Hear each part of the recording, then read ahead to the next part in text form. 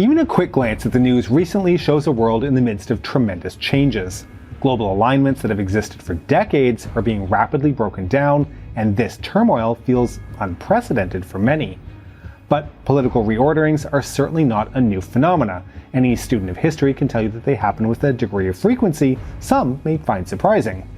The alignment of US political parties in the 20th century, and which segments of society the two major parties have drawn their support from, is one such example of these realignments.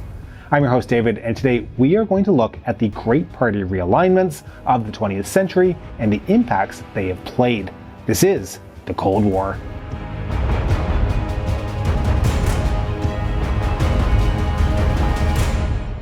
So, the two major political parties in the United States often feel like permanent fixtures. Democrats and Republicans locked in an internal battle, each side with its loyal supporters, unchanging in their beliefs. But the truth is, American political parties have changed dramatically over time. The party that once fought to end slavery later became the home of conservative Southern whites. The party that once stood for small government grew into the champion of expansive federal programs. And the lines that divide liberals and conservatives today, well, they didn't always exist. And these transformations, well, they didn't happen overnight. Instead, they unfolded through a series of realignments, moments in history when voter coalitions shifted, party ideologies changed, and the entire political landscape was reshaped. The 20th century saw some of the most dramatic of these realignments, shaped by economic crises, civil rights battles, cultural shifts, and of course, the Cold War. Okay, so for much of the late 19th and early 20th centuries, the Republican Party was the dominant force in American politics. They were the party of industry, big business, and economic growth. Democrats, meanwhile, were a fractured coalition, strong in the South, but they struggled nationally. That all changed in the 1930s, though, when the Great Depression shattered the political order and ushered in a new Democratic majority under Franklin Delano Roosevelt. His New Deal coalition created an alliance of urban workers, minorities, and Southern Democrats that dominated politics for decades. But that coalition couldn't last forever. By the 1950s and 60s, civil rights and cultural upheavals began driving white Southern conservatives out of the Democratic Party. Republican leaders, most notably Richard Nixon and then Ronald Reagan, seized the opportunity, crafting a Southern strategy that flipped the South from blue to red. By the 1980s, Reagan's conservative revolution had realigned the GOP into the party of small government, religious conservatism, and free market capitalism.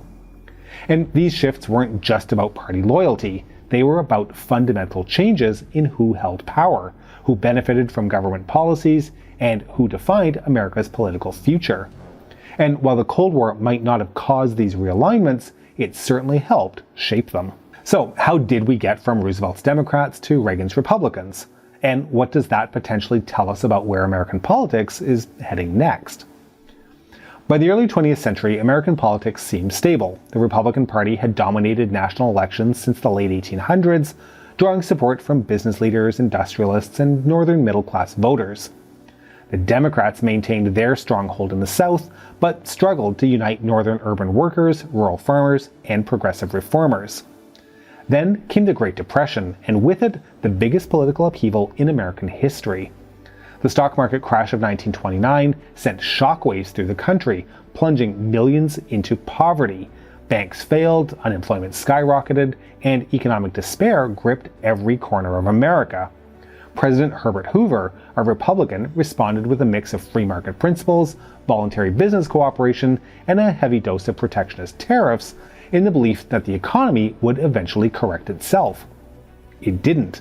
The longer the crisis lasted, the more Hoover's refusal to provide direct federal relief made him a symbol of government inaction. As breadlines stretched through the city streets and farmers lost their land, faith in the Republican Party collapsed.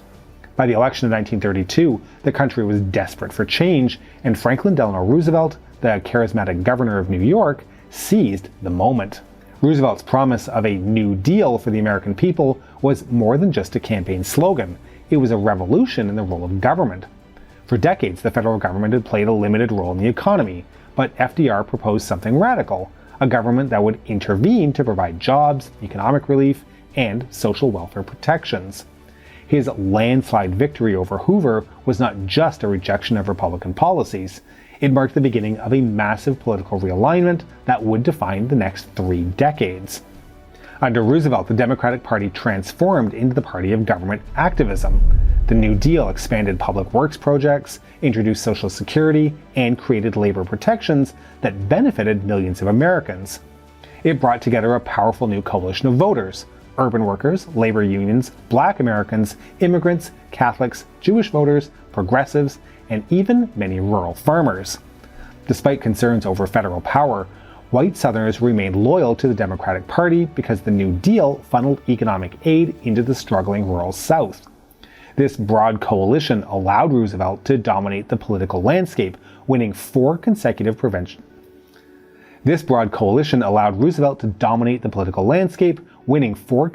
presidential elections, an unprecedented feat in American history, one which won't be matched without a constitutional change. The New Deal realignment was about more than just economic policy. It reshaped the fundamental relationship between the government and its citizens.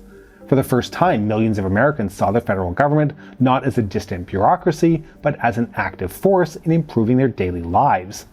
The shift was so profound that even after Roosevelt's death, his successor, Harry Truman, continued to expand Democratic policies, pushing for civil rights and universal health care, though the latter would fail to gain traction at the time. But while the New Deal realignment secured Democratic dominance, it also exposed deep divisions within the party. As the Cold War escalated, tensions within the Democratic coalition grew. Anti-communist fervor ran high in the 1950s, and the Red Scare, fueled by figures like Senator Joseph McCarthy, created widespread paranoia about communist infiltration in the government and beyond. While both parties supported America's fight against Soviet influence, the Democratic Party found itself increasingly split. Southern Democrats, often called Dixiecrats, resisted the expansion of federal power, fearing it would be used to enforce civil rights for Black Americans. Meanwhile, progressive Democrats pushed for expanded social programs and international diplomacy, leading to accusations that they were weak on communism. Moderates within the party, particularly those aligned with labor unions and urban political machines, tried to navigate these tensions, but the fractures were becoming impossible to ignore. The first major rupture came in the election of 1948, when Truman endorsed civil rights legislation. Outraged Southern Democrats walked out of the Democratic National Convention and formed the States' Rights Democratic Party, better known as the Dixiecrats, under the leadership of noted racial segregationist Strom Thurmond. This rebellion was a warning sign that the once solid Democratic coalition was beginning to crumble. Truman still managed to win re-election, but the cracks in the party's foundation were widening. By the 1950s, the Republican Party was staging a comeback with the election of Dwight D. Eisenhower. A war hero and moderate conservative, Eisenhower was not interested in dismantling the New Deal programs. Instead, he accepted them as a permanent part of American government. Under his leadership, Social Security expanded, and the federal government launched the largest infrastructure project in American history, the construction of the interstate highway system. But while Eisenhower's pragmatism appealed to many voters, his presidency did not fundamentally shift party loyalties. The Democratic coalition remained strong, and the party continued to control Congress for much of the decade. Despite Eisenhower's popularity, the Republican Party was struggling to define itself ideologically. Moderate Republicans, like Eisenhower and New York Governor Nelson Rockefeller, believed in a balanced approach to government, one that accepted New Deal-era policies while maintaining a strong stance against communism. Meanwhile, conservative Republicans, led by figures like Senator Robert Taft and later Barry Goldwater, wanted to roll back government intervention in the economy and saw federal power as creeping socialism. These ideological battles within the GOP would come to a head in the 1960s, but for now, the dominant party in America was still the Democrats. However, beneath the surface, change was coming. The civil rights movement was about to explode onto the political stage, and the Democratic Party would soon face an impossible choice.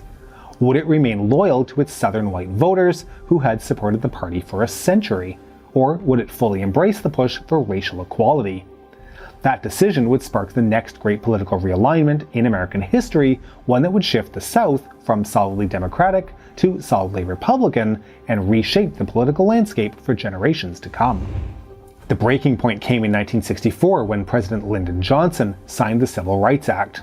The landmark legislation which outlawed segregation and racial discrimination in public places was the most sweeping civil rights law since Reconstruction. While civil rights activists celebrated, Southern white Democrats saw it as a betrayal. Johnson, who had spent decades cultivating relationships with Southern politicians, reportedly told an aide, "We have lost the South for a generation." The reaction was swift. That same year, Republican Barry Goldwater, a staunch conservative, ran for president on a platform of small government and opposition to civil rights legislation, arguing that it was an overreach of federal power. Though Goldwater lost the election in a landslide to Johnson, he carried 5 Southern states, marking the first major shift of white Southern voters toward the Republican Party. It was a sign of things to come. While the shift of Southern whites to the Republican Party was already underway, Richard Nixon accelerated that process with his Southern strategy in the 1968 election. Nixon's campaign carefully avoided overtly racist language, but instead used coded appeals to white voters who felt threatened by the rapid changes of the 1960s. His focus on states' rights and law and order resonated with Southerners who opposed federal desegregation efforts and civil rights activism. Though Nixon won in 1968, the transformation was not yet complete, as many white Southerners still voted for conservative Democrats at the local and congressional level. Now, in 1972, Nixon won re-election in a landslide, carrying every Southern state and signaling that the region had shifted firmly into the Republican camp at the presidential level. But the final stage of the realignment would come in the 1980s, when Ronald Reagan fully embraced the conservative vision that Goldwater had championed in 1964. Now, let's keep in mind that the shift of Southern whites was not just about civil rights. It was also about economic and cultural anxieties. In the late 1960s and early 1970s, George Wallace, the former segregationist governor of Alabama, capitalized on working-class frustrations with racial integration, liberal social policies, and what he called the pointy-headed intellectuals running Washington. Running as a third-party candidate in 1968, Wallace won 5 states in the Deep South, drawing support from white working-class voters who had traditionally voted Democratic but felt alienated by the party's embrace of civil rights and social change. While Wallace's campaign did not lead to a lasting third party, it demonstrated that many white working-class voters were up for grabs, a fact that both Nixon and later Republican leaders would exploit. Over time, many of these voters, particularly those outside the South in places like the Midwest and Appalachia, would shift towards the Republican Party, drawn by conservative positions on race, crime, and government assistance programs. As the South shifted toward the GOP, the Democratic Party increasingly became the party of civil rights, social liberalism, and urban progressivism. The most dramatic sign of this shift was the increasing loyalty of black voters to the Democratic Party. For decades, black Americans had been loyal Republicans, the party of Lincoln, abolition, and Reconstruction. But during the New Deal, many had begun voting Democratic due to Roosevelt's economic policies, and by the 1960s, civil rights leaders were firmly aligned with the Democratic Party. Johnson's Great Society programs, which expanded welfare and created Medicare and Medicaid, further cemented black support for the Democrats. At the same time, the party's embrace of liberal policies on race, poverty, and education alienated many white working-class voters, particularly in the South, but also in traditionally Democratic strongholds in the Midwest and Rust Belt. This white backlash against Democratic policies, coupled with the economic struggles of the 1970s, would lay the groundwork for the next major realignment under Ronald Reagan. The election of 1980 marked the beginning of a new era in American politics. Jimmy Carter, the incumbent Democratic president, was deeply unpopular. His presidency had been defined by economic stagflation, a combination of high inflation and high unemployment, as well as a series of foreign policy failures, including the Iranian hostage crisis. Reagan, a former actor and 2-term governor of California, ran on a platform of limited government, tax cuts, deregulation, and strong national defense. His campaign slogan, "Let's Make America Great Again," captured the sense of nostalgia and national pride that many conservative voters longed for after years of economic and social upheaval. Reagan won in a landslide, carrying 44 states and flipping millions of former Democratic voters. His election was a defining moment in modern political realignment. The coalition that had backed him, a mix of white working-class voters, the religious right, business elites, and traditional Republicans, became the foundation of the modern GOP. One of the defining features of the Reagan realignment was a fundamental shift in economic policy. Since the New Deal, government intervention in the economy had been seen as essential for maintaining stability and growth. But Reagan rejected this philosophy entirely. He embraced supply-side economics, the idea that tax cuts for businesses and the wealthy would trickle down to the rest of the economy. His administration slashed income tax rates, cut regulations on businesses, and reduced the influence of labor unions. While supporters credited these policies with revitalizing the American economy, critics argued that they increased wealth inequality and weakened social safety nets. One of his most significant achievements, however, was uniting the Republican Party with the emerging religious right. Evangelical Christian leaders like Jerry Falwell and his moral majority movement became key political players, aligning themselves with the GOP in opposition to abortion, feminism, and what they saw as the decline of traditional family values. Reagan's presidency marked the official merger of conservative Christianity and the Republican Party, a relationship that continues to shape and even define American politics to this day. Now, the Cold War had been central to American politics since the 1940s, but under Reagan, the conflict entered what would turn out to be its final phase. Unlike his predecessors, who had favored détente and arms control agreements, Reagan took a hardline stance against the evil. Now, the Cold War had been central to American politics since the 1940s, but under Reagan, the conflict entered what would turn out to be its final phase. Unlike his predecessors, who had favored détente and arms control agreements, Reagan took a hardline stance against the Soviet Union, calling it an evil empire, and continued to ramp up a military spending program initiated by Jimmy Carter. His administration funded anti-communist movements around the world, from Central America to Afghanistan, and launched the Strategic Defense Initiative, a missile defense system which critics derisively called Star Wars. While his aggressive policies alarmed some, especially during his first term in office, Reagan's gamble paid off.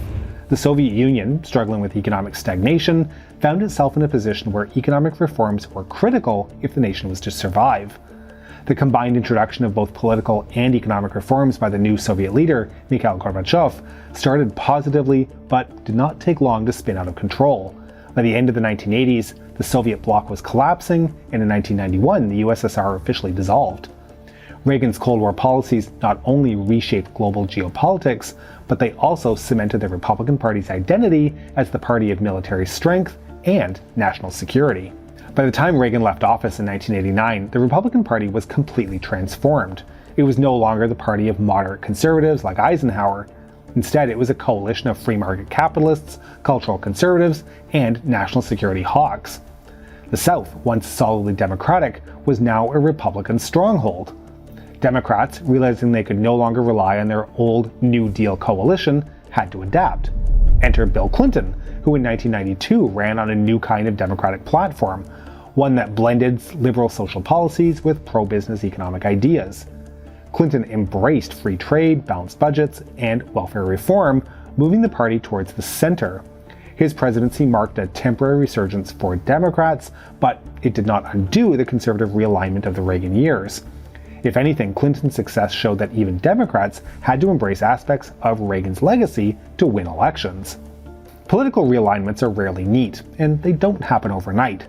The New Deal realignment, which made the Democratic Party dominant, took decades to fully unfold.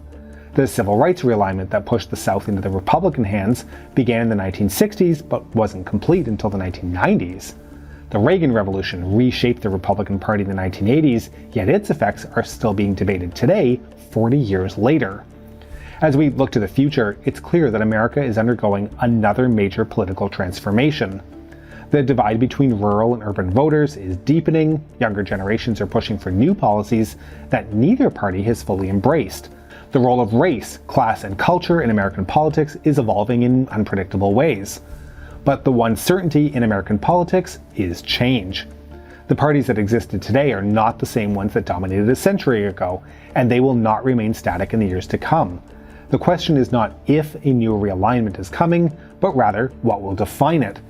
History tells us that no political majority lasts forever. New challenges, new crises, and new generations of voters will continue to shape the future of American politics, just as they always have. The story of political realignments is not just a history lesson, it's an ongoing unfolding narrative that we are all living through. And the next chapter? Well, it's being written right now, and there is little clear perspective on how it will all unfold. History for the future. We hope you've enjoyed this episode, and to make sure you don't miss our future work, please make sure you're subscribed to our channel and have pressed the bell button, which is trying to decide if it's an elephant, a donkey, or some sort of a third-party animal. Please consider supporting us on Patreon at patreon.com/thecoldwar or through YouTube membership. We can be reached via email at thecoldwarchannel@gmail.com. This is the Cold War Channel, and as we think about the Cold War, please remember that history is shades of gray and rarely black and white.